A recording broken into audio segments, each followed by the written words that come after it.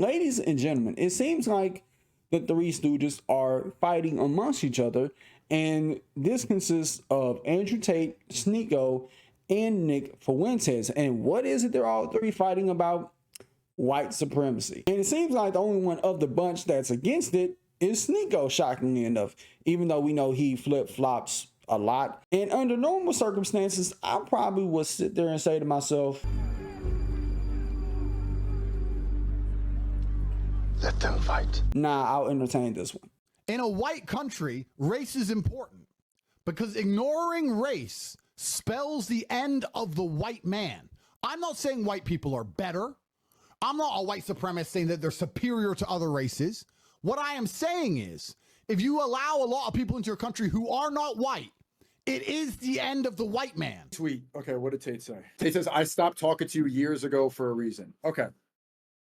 As if it's like God's grace to speak. Okay, you know, you didn't even respond to what I say.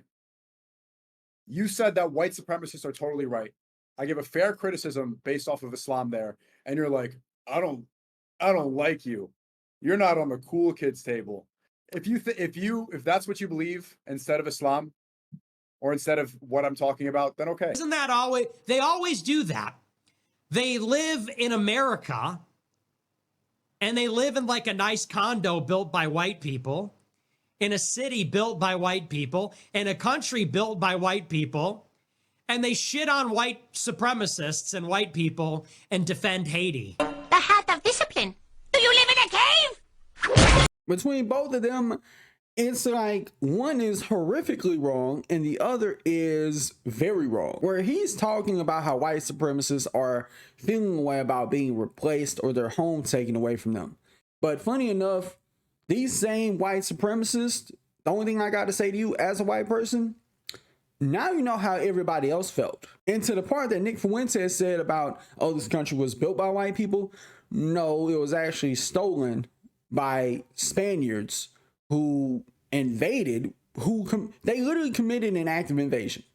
What they did would be considered an attack based off what they did. What they did would be considered an act of war in the 80s during the height of the Russian-US Cold War. They invaded this country, murdered, raped, pillaged, burned down villages, assimilated, spread diseases that wiped out entire civilizations, not only here in America, but wiped out the Aztecs and the Mayans. And then they go to Africa, kidnap black people from their homes, and bring them here and make them do hard labor for free. And these same white supremacists, they know all that happened. They will sit there and be like, that's fine. But now that the shoe is on the other foot, now that they feel like their homes are being taken away, now that they feel like that they're being replaced by mixed people and all other types of races and ethnicities in this country, it's called getting your comeuppance. And I'm not talking about all white people. I'm just specifically talking about these white supremacists who have this problem. These same white supremacists who have a problem with interracial dating because they want white people to procreate and stuff like that. And I'll be honest, I'm somebody who's contributing to the great replacement theory, and I don't feel no shame in it. But that's not saying that everybody else should be like that. Everybody has their own reasons. But when your own reasoning kind of comes off away and you're not trying to break any generational curses, then it's a problem. And telling their kids, if they just so happen to want to date somebody who is different than them, it's okay. And don't tell them or try to treat them differently if they do.